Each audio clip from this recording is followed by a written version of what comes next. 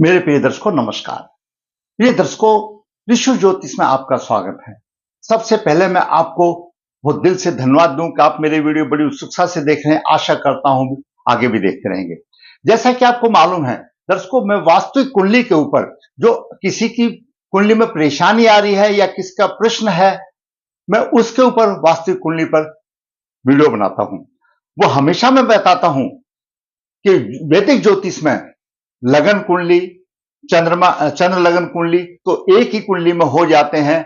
उसके बाद नवास और अलग अलग वर्गों का अलग महत्व है।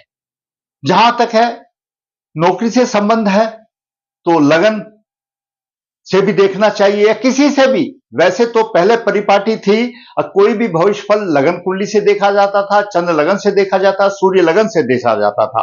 और उसके बाद अलग, जैसे अगर नौकरी के लिए देखना तो दशमास भी देखना पड़ता था, और नवास तो सभी के लिए जरूरी है। लेकिन आज हम परिपाटी छोड़ते जा रहे हैं, इतना समय नहीं है और वीडियो में पूरा विवरण भी नहीं दिया जा सकता। आज हम लगन और चंद्र लगन से थोड़ा सा विचार करेंगे कि चंद्रमा लगन उसी कुंडली में मिल जाते हैं। एक जातक का प्रश्न आया कि क्या गुरुजी मैं सिविल सर्विस की परीक्षा में क्या पास हो सकता हूं या मुझे उसमें सफलता मिल सकती है। सिविल सर्विस की परीक्षा आजकल हमारा जो युवक है वो सभी जानते हैं। सिविल सर्विस की परीक्षा में कई विभाग आते हैं, वह उत्कृष्ट पदों पर नौकरी देता है। जैसे आईएएस हो गया, आईपीएस हो गया, इंडियन फॉरेन सर्विस हो गया, रेवेन्यू सर्विस हो गया, मतलब ऐसे ऐसे कई कई प्रकार से होते हैं, ऊंचे से लेकर। और हर साल करीब 700-800 बच्चे हमारे पढ़ाई लिखे जो युवा जो है उसमें सिलेक्ट किए जाते हैं। उसकी चयन की प्रक्रिया भी थोड़ी सी सख्त है। तो उन सब से गुजरने के लिए यह कुछ महत्वपूर्ण प्रश्न मैंने आपको पहले अपने 213 वीडियो में मैंने इसके लिए स्पेशल वीडियो बनाया। उसमें मैंने भागों का भाव की क्या महत्वता वो मैंने बताई। आज मैं ग्रह और राशि की कुछ महत्व बताऊंगा। पहली बात तो यह है कि जिस टाइम पर ज्योतिष की उत्पत्ति हुई थी, ये इस किस्म की सर्विसेज का कोई विधान नहीं था, ना ही अभी है। लेकिन हमारे जो ज्योतिष के महान विद्वान हैं, जो सफल हुए हैं, उनकी कुंडली से आकलन करके, या जैसे पहले राजयोग जो बताया जाता है, राजयोग के आधार पर पराशर जी ने भी बताया, हरेक मुनि, गर्ग मुनि ने बताया, या भृगु ऋषि ने बताया, सब ने बताया। राजयोग एक किस्म से समझो सिविल सर्विस परीक्षा ही है या सरकारी नौकरी है। जैसे जैसे आपके ग्रहों की बलवंता होगी उसी के लेवल में आपको सरकारी नौकरी होगी, अच्छी उत्कृष्ट सेवा होगी तो अच्छे उत्कृष्ट योग होंगे। साधारण सी बात है, सिंपल सी बात है, किसी के लिए भी मैं आप मोटे तौर पर मैं हमेशा बताता हूं, ये 4 केंद्र है और 2 त्रिकोण है और एक एकादश भाव का स्वामी, द्वितीय भाव का स्वामी भी इतना इसमें रोल नहीं है। लेकिन 4 केंद्र 2 त्रिकोण, इनका आपस में राशि परिवर्तन या आपस में युति होना, ये एक राजयोग बनता है, राजयोग दर्शाता है। अब कुंडली में और भी कई होते हैं, गज के श्री योग होते हैं, वो तो कोई बात नहीं, सबकी में हो जाते हैं या अनपढ़ में भी हो जाते हैं, वो भी तो सम्मान के कारक होते हैं, वो बात नहीं है। लेकिन ऐसी उत्कृष्ट सर्विस में सफलता प्राप्त करने के लिए, सम्मान प्राप्त करने के लिए, किसी में भी सम्मान प्राप्त करने के लिए दशम भाव जरूरी है। और सम्मान किसको मिलेगा? स्वयं लग्नेश को। लग्नेश स्वयं का प्रतिनिधि है। तो अगर दशम भाव का स्वामी शुभ स्थिति में हो, उच्च स्थिति में हो, वर्ग कुंडली में भी उच्च स्थिति में हो, या आपकी लगन कुंडली में उच्च स्थिति में हो, यानी शुभ और शुभ प्रभाव में दशम भाव हो, शुभ प्रभाव में दशम भाव हो और दशमेश की अच्छी स्थिति हो और लगन भी अच्छा हो तो अधिक सफलताएं बढ़ जाती है। उसके साथ साथ तीर्थ भाव को कभी नहीं भूलें। ये तीर्थ भाव है। तीर्थ भाव लेखन शक्ति का भाव है। जब हम लेखन शक्ति में अपने आर्टिकल्स लिखते हैं तो अपने विचार व्यक्त करते हैं तो उसमें जान आ जाती है। तो तीसरे भाव और तीसरे भाव का भी बलवान होना बहुत जरूरी है। छठा भाव संघर्ष का भाव है। आदमी में संघर्ष की बात है और छठे भाव का संबंध अगर दशम भाव से मिल जाए तो नौकरी करने के लिए भी वो एक आसान रहता है। यानी ये तीर्थ भाव और छठा भाव, छठे भाव का स्वामी, तीर्थ भाव का स्वामी, ये शुभ स्थिति में होनी चाहिए। दशम भाव शुभ स्थिति में हो, भाग्य भाव भी साथ देना चाहिए। आप परिश्रम तो करते हो, अगर भाग नहीं देगा तो कैसे देगा। तो हमारे गेंद यानी त्रिकोण और केंद्र का स्वामी, जैसा प्रासद जी ने भी बताया कि पंचम और नवम भाव के लिए एक मंत्री है तो दूसरा मुख्यमंत्री है, इनकी शुभ जगह पर स्थिति हो जाती है तो वो एक राजयोग हो जाता है। तो ऐसे शुभ योग भी राजयोग हो, वही ऊंची सीढ़ी पर ले जाते हैं। प्रमुख बात यह है लग्नेश का बलवान होना और दसम भाव का बलवान होना, शुभ दृष्टि में होना और आपस में पेन त्रिकोण का संबंध बनाना, ये उसको उच्च स्तर पर ले जाते हैं। दर्शकों, सिविल सर्विस हमारे बच्चे डायरेक्ट एग्जाम देते हैं, जैसे साधारण कोर्स होते हैं आईएएस, लेकिन कुछ आईएएस ऐसे भी होते हैं हमारे देश में जो पब्लिक के संस्थान हैं, उनमें जो डायरेक्टर या निर्देशक के पद पर है, उनको बिना किसी एग्जाम के, बिना यूपीएससी की परीक्षा से भी उनको आईएएस प्रमोट करके लिया जाता है। और जैसे भी स्टेट लेवल में होता है, जो स्टेट लेवल पे जो कमीशन लेकर के अधिकारी बनते हैं, वो भी अपनी लंबी सर्विस करने के बाद में प्रमोटेड आईएएस बनते हैं। वो सारा डिपेंड करता है आपके ग्रहों की बलवंतता के ऊपर। फिर भी हमारे जो ज्योतिष के जो विद्वान जो अधिक हुए हैं, जो पहले से देखते आए हैं, आजादी के बाद देखते आए हैं, कैसे भी समझो, उसमें कुछ इन भावों में, केंद्र में, त्रिकोण में और एकादश, इन भावों में कुछ उन्होंने अपना अनुभव दर्शाया है। पहले मैंने भाव की बात बताई थी, आज बताया है कि इनमें मेष राशि हो, मिथुन राशि हो, कर्क राशि हो, सिंह राशि हो, कन्या राशि हो, धनु राशि हो, मकर राशि हो, मीन राशि हो, और इनके स्वामी बनते हैं सूर्य, चंद्रमा, मंगल, बुध, गुरु, शनि। अब इनके स्वामी हो, इन भावों में ये राशि हो और इनके स्वामी अगर ये अच्छी तरह से योग बनाते हो आपस में, इन त्रिकोण का स्वामी, सभी फल तो, सभी योग एक की कुंडली में नहीं होते। आपकी कुंडली में एक या दो भी मिल गया, अच्छे हो गए, लग्नेश भी ठीक हो गया और दसम भाव का स्वामी हो गया तो वल्ले वल्ले हो गई। सारे योग किसी में नहीं मिलते, ये तो नवग्रह के भ्रमण करने की गति के ऊपर है। सूर्य, अब हम बात करें, सूर्य स्वयं अपने आप में सरकार है, सूर्य स्वयं अपने सरकार है और दसम भाव भी स्वयं अपने आप में सरकार है। दोनों का बलवान होना अच्छा चाहिए। चंद्रमा युवराज है। भृगु ऋषि ने तो अपनी भृगु संहिता में यह भी कहा है, अब कितने भी राजयोग आपकी कुंडली में होने दो, अगर सूर्य और चंद्रमा पीड़ित है तो वो राजयोग भंग हो जाता है, संपूर्ण उसको पूरा फल नहीं मिलता, अधूरा फल मिलता है। मतलब एक ऑफिस में, एक दफ्तर में वही है, एक अधिकारी होता है, एक कर्मचारी होता है। उसके बाद मंगल, मंगल तो साहस है, साहस होना तो बहुत जरूरी है, साहस भी चाहिए। बुध, बुध बुद्धि का कारक है। जो हमारे अधिकारी होते हैं उनकी विवेक बुद्धि उच्च दर्जे की होनी चाहिए, तो बुध भी कहीं बलवान होना चाहिए। गुरु ज्ञान है, गुरु तो ज्ञान है, कहीं ना कहीं गुरु का भी इसमें महत्व है।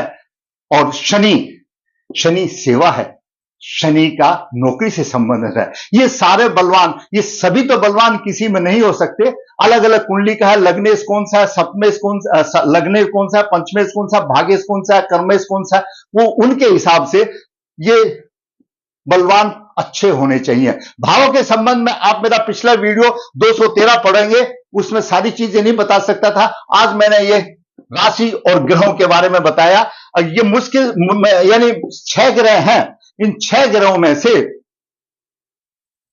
लगन, दसम भाव वो तो है ही है, उसके बाद इनकी सूर्य की भी, चंद्रमा की भी, मंगल की भी शुभ स्थिति हो तो बलवंता बढ़ जाती है। सभी पूरे सभी में नहीं मिलेंगे, एक दो में मिल गया अलग बात है। लगन से मिल जाए या चंद्र लगन से मिल जाए, अगर लगन और चंद्र लगन से मिल जाता है तो ऊंचे से, जैसे आज हमारे भाविक का बच्चों का है कि भाई हम सिविल सर्विस में देंगे, आईएएस बनेंगे।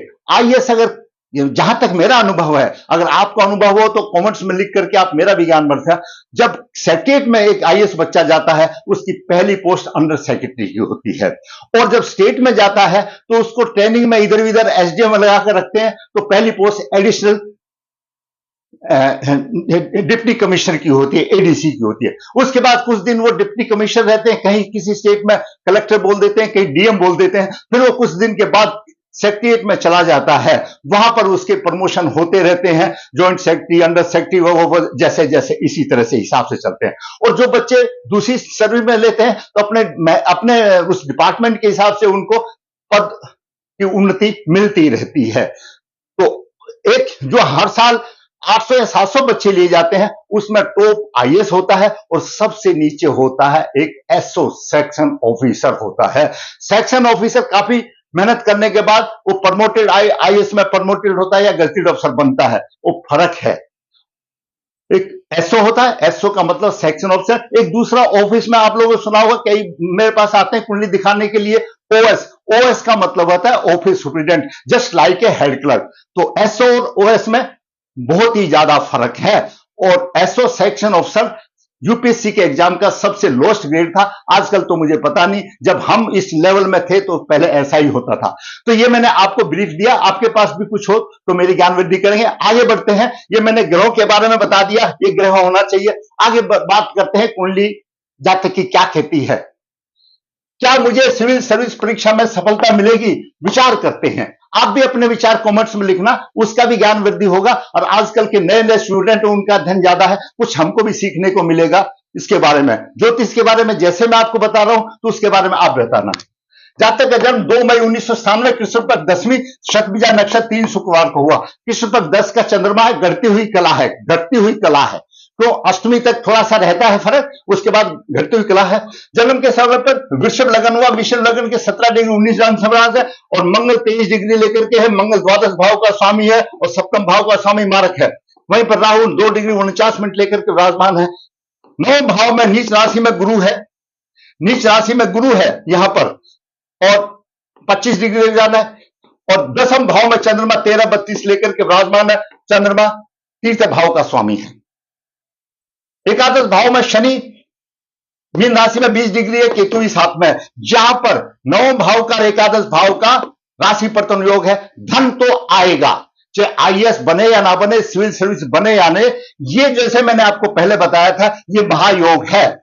यानी 9 भाव के स्वामी का एकादश भाव का स्वामी का राशि पतन योग है। नीच का गुरु का नीच भंग हो जाता है, वो एक विकल्प है। वो नीच का उच्चनाथ मंगल, उच्चनाथ यानी गुरु उच्च राशि में, कर्क राशि में उच्च का होता है। कर्क राशि का स्वामी चंद्रमा, बाकी भी देखने की जरूरत, नीच भंग हो जाता है, लेकिन इतना कुछ नहीं, कहने का विकल्प है। यहां पर ये एक राशि परिवर्तन योग से धन की आमदनी होगी, हमेशा इसके पास धन की आमदनी होगी। आगे देखते हैं, आगे बढ़ते हैं। द्वादश भाव में सूर्य से मेष राशि में उच्च राशि का है। शुक्र अस्त है, बुध अस्त है। शुक्र लग्नेश है, छठे भाव का स्वामी है, और बुध भी द्वितीय भाव का स्वामी पंचमेश है, अस्त है। जहां पर शुक्र और बुध ने थोड़ा सा बेड़ा गर्क कर दिया। आगे बात बढ़ते हैं तो वृषभ लगन वाले, वे उनके शरीर मजबूत होता है, ये बड़े पुरुषार्थी होते हैं, आत्मविश्वासी होते हैं, इनका व्यक्तित्व चुंबकीय होता है और ये लोग बरबस इसकी तरफ चले आते हैं। कम बोलने पर ये अधिक कह जाते हैं, हमेशा कुछ ना कुछ करने की इनकी खाली बैठना इनको पसंद है, हमेशा कुछ ना करते। और किसी भी कार्य को दर्शकों ये रोजना बंद करते हैं। कुछ भी थोड़ी सी गलती हो जाए तो घंटों तक पछताते रहते हैं। इनके शोध के प्रयास में, खोज करने के इसमें रुझान अधिक होता है। थोड़ा सा अड़ियल स्वभाव हो गया, अगर इन्होंने सोच लिया मैंने करना तो अवश्य करेंगे। और ऐसे कर्मठ आदमी को चाहिए जो ये सोच ले कि मैंने करना है तो जरूर करेंगे और होगा। भगवान भी उनकी मदद करता है। बात करें सूर्य की, सूर्य चतुर्थ भाव का स्वामी द्वादश भाव में है, 12वें भाव में उच्च राशि का। परिश्रम कठोर होगा, लेकिन उतना मूल्य नहीं मिलेगा। आर्थिक अभाव कहते रहेंगे, घरेलू सुख साधनों में कमी होगी, खर्चा अधिक होगा। बालक महत्वाकांक्षी होगा, सफलता में थोड़ी सी कठिनाई से मिलेगी, लेकिन मिलेगी। जन्म स्थान से दूर अच्छा लाभ होगा। आंखों में रोग हो सकते हैं। और नीच दृष्टि छठे भाव पर है। यहां पर छठा भाव जैसे मैंने बताया संघर्ष का भाव है। यहीं पर बता दूं, जातक को सूर्य को जल अवश्य दे देना चाहिए। अब बात करते हैं चंद्रमा की। चंद्रमा तीर्थ भाव का स्वामी 10वें भाव में है। पिता के साथ थोड़ा मतभेद हो सकता है। राज के क्षेत्र में थोड़ा सा परिश्रम करने के बाद अच्छा फल मिलेगा, अच्छा फल मिलेगा, सफलता मिलेगी। और पुरुषार्थ द्वारा अपना जो कुछ भी वो करेगा, अपने पुरुषार्थ से करेगा, अपनी मेहनत से करेगा, अपने परिश्रम के। बात करें मंगल की। मंगल दर्शकों द्वादश भाव का स्वामी है, सप्तम भाव का स्वामी है। घरेलू सुख में हानि होगी। स्त्री के व्यवसाय में अच्छा होगा, क्योंकि अपनी राशि को देख रहा है। व्यवसाय में थोड़ी सी परेशानी के बाद होगा, लेकिन आमदनी अच्छी होगी। लेकिन मंगल शनि को पीट रहा है। मंगल और शनि को बचाना पड़ेगा। आगे बात करते हैं क्या करेंगे। अब बात करते हैं बुध की। बुध तो अस्त है, शुक्र भी अस्त हो गया, लग्ने अस्त हो गया। बाद में उपाय की बात, गुरु की बात करते हैं। गुरु का नीच भंग हो गया और राशि परिवर्तन हो गया। लक्ष्मी योग बना रहा है, पंचम दृष्टि से लगन भाव को देख रहा है। परिश्रम द्वारा प्रभाव होगा। ऐसे जातक को सिर्फ परिश्रम करना पड़ेगा, भगवान उसको अवश्य फल मिलेगा। और शिक्षा संतान में थोड़ी सी परेशानी आ सकती है, लेकिन गुरु उच्च दृष्टि से तीसरे भाव को देख रहा है। इस जातक के आर्टिकल्स इतने अच्छे होंगे, इसकी लेखन शक्ति इतनी अच्छी होगी और पूरा निचोड़ देगा, और वो उसको हिम्मत मिलती है क्योंकि अपने आव भाव उसने लेखन शक्ति से ही प्रकट करने हैं। यहां इसका ये बहुत अच्छा एक पॉइंट आ जाता है। अब बात करें शनि की। शनि आमदनी में थोड़ा सा परिश्रम के बाद सफल दे देगा, पिता के पक्ष में थोड़ा श्रम दे सकता है, तो क्रूर ग्रह एकादश भाव में बहुत बलशाली हो जाता है, प्रभाव होगा। तीसरी दृष्टि से लगन भाव को देख रहा, लगन को प्रभावित करेगा, सम्मानित करेगा। विद्या संतान के पक्ष में अच्छा होगा, यहां पर अच्छा होगा। और दसम दृष्टि से थोड़ा सा आयु भी अच्छी होगी, लेकिन शनि प्रभावित किसको करेगा? लग्नेश तो अस्त हो गया, शनि जोर लगाएगा लेकिन लग्नेश अस्त हो गया, यहां पर एक माइनस पॉइंट आ गया। बात करें राहु की, राहु विद्या विधि में अच्छा होगा, जीवन में थोड़े कष्ट होंगे वो तो आते रहेंगे, उतार चढ़ाव आएगा, और नौ दृष्टि से यहां पर स्वास्थ्य को कमजोर कर देगा। बात करें केतु की, केतु क्रूर है, आमदनी में लाभ की वृद्धि होगी, उसको पराक्रम होगा, शिक्षा संतान में परेशानी होगी, और जीवन साथी से मनमुटाव अलग रहे। ये मैंने थोड़ा सा सूक्ष्म रूप में आप बताया। अभी हम मुख्य बिंदु पर आते हैं। दर्शकों, अगर हम लगन विषम से चलते हैं तो जातक के दोनों ग्रह अस्त है, पंचमेश भी अस्त है और लग्नेश भी अस्त है। अस्त हुए तो क्यों? उन कारणों का निवारण करके, अस्त जो हुए हैं उन कारणों का निवारण करके उसमें गहन अध्ययन करना पड़ेगा वर्ग कुंडली से, और उस जातक को शुक्र का रत्न यहां धारण करना पड़ेगा और बुध का रत्न यहां धारण करना पड़ेगा। काम हो जाएगा, कोई दिक्कत नहीं है, बाकी जगह अच्छी है। अब बात चलते हैं पंचमे सच है, लग्ने सच में गुरु नवम भाव में, कोई बात नहीं, उसका विकल्प हो रहा है, नीच भंग हो रहा है, एकादश समय का राशि परिवर्तन हो गया, अच्छे से मिला। अब बात करते हैं दसम भाव की। दसम भाव में मंगल परिश्रम से दे रहा है यहां पर, और चंद्रमा भी परिश्रम से दे रहा है, तो गुंजाइश है। तो मंगल दसम भाव का कारक ग्रह है, परेशानी से देगा तो परेशानी होगी, यहां पर दे रहा है। अब इस लगन कुंडली से हम बात देखते हैं तो हमारा बुध और शुक्र की वजह से परेशानी आ रही है, और मंगल से शनि पीड़ित है। ओके, क्योंकि पीड़ित है, आमदनी में फर्क दे रहा। अब बात करते हैं चंद्रमा लगन से भी, यहीं पर विचार करते हैं। चंद्रमा लगन में कुंभ लगन बनता है, तो 10 को ध्यान दो, सोचने वाली बात है। कुंभ लगन बनता है, लगन का स्वामी द्वितीय भाव में अच्छी स्त्री में माना जाता है, और दसम भाव में वृश्चिक राशि है। चंद्रमा लगन से दसम भाव में वृश्चिक राशि है, मंगल अपनी राशि को देख रहा है। लगन से बेहतर इसका चंद्रमा लगन है, क्योंकि दसम भाव को मंगल अपनी राशि से देख रहा है, और लग्नेश भी अच्छे स्थान पर है। लेकिन इसमें क्या दिक्कत आती है? चंद्रमा लगन से पंचम भाव का स्वामी अस्त है, और नवम भाव में तुला राशि है, नवम भाव का स्वामी अस्त है। तो कैसे भी जातक को बुध और शुक्र का रत्न धारण करना पड़ेगा। बुध और शुक्र अस्त क्यों हुए, वो कारण निकाल करके उनका उपाय करना पड़ेगा, और तो राह आसान हो जाएगी। हमेशा आगे की तरफ सोचो। चतुर्थ दशम का राशि परिवर्तन योग, ये वित्त योग माना जाता है।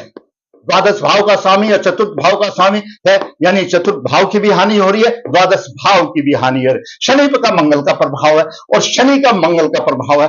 अगर हम वैसे भी मानते हैं, वृषभ लगन के मानते हैं, तो शनि योग कारक बनता है, मंगल से पीड़ित है, शनि का भी रतन चाहिए। और चंद्रमा लगन से लगने शनि है, मंगल से पीड़ित, तो भी शनि का चाहिए। तो कैसे भी इस जातक को शुक्र का, बुध का, शनि का रत्न धारण कर लेना चाहिए। दोष निवारण के बाद उसकी राह आसान हो जाएगी। जातक कर्मठ है, जातक कुछ कर सकता है, जो थोड़ी बहुत कमियां उनको दूर करे।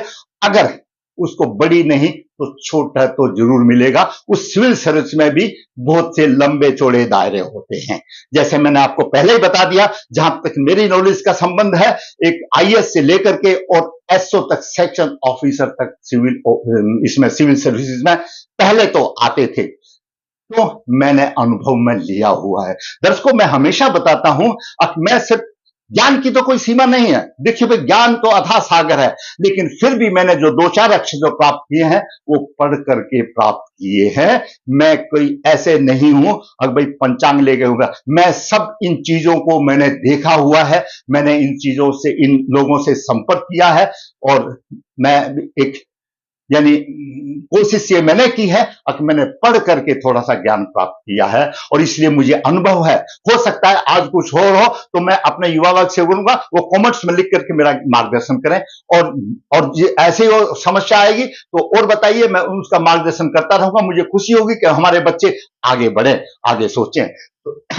दशा बात करें, शनि की महादशा बहुत अच्छी चल रही है, क्षेम दशा चल रही है। क्षेम दशा मतलब कुशल शनि की दशा चल रही है। शनि स्थिति अच्छी स्थिति में, सिर्फ मंगल से बचाना है शनि को। बुध की अंदर दशा भी बहुत अच्छी चल रही है। संपत्ति तारा, that is achievement, that we have to some achieve, हमको कुछ अचीव करना है, वो बुध की चल रही है। लेकिन बुध तो अस्त है, उसको बताना है बुध अस्त क्यों हुआ, क्यों, क्या कारण था, उस कारण ढूंढ करके उनका दोष निवारण करना पड़ेगा। उसके बाद रत्न धारण पड़ेगा, मंजिल आसान हो जाएगी। दर्शकों, मैंने इस छोटे से वीडियो में, और आप इसको 213 भी इसके साथ देखना, मैंने मार्गदर्शन करने की कोशिश की है। अगर आप सोचते हैं मेरे युवा के लिए, आपके बच्चों के लिए ये वीडियो लाभप्रद है तो इसको लाइक करें, शेयर करें। अगर आपका कुछ भी कमेंट्स है तो आप लिखिए, उसमें लिखिए ताकि मेरा भी मार्गदर्शन हो। ऋषि ज्योतिष हाथ से पत्रिका लिखता है, मैं बताता हूं, वर्ग कुंडलियों के सहित में लिखता हूं। ऋषि ज्योतिष नर्मदा जी के तट के नजदीक नर्मदा यहाँ पर काल सदोष प्रदोष की पूजा की जाती है, जो संपर्क ऋषि ज्योतिष पत्रिका में निचोड़ देता है। 20, 25, 30 पेज हो जाते हैं, जिंदगी पूरा आसान राह मिल जाती है। बाकी तो फल तो परमात्मा देगा। कन्या भाव के लिए गुणमिलान मैं बिना किसी शुल्क के आपकी आसान करता हूं। आप समझते हैं कि यह वीडियो मेरा किसी का लायक है, किसी का मार्गदर्शन करता है तो लाइक करें, शेयर करें, और जिससे मेरा चैनल सब्सक्राइब, ताकि अगली महत्वपूर्ण वीडियो आपके पास सीधी आ जाए और आपका मार्गदर्शन हो। धन्यवाद।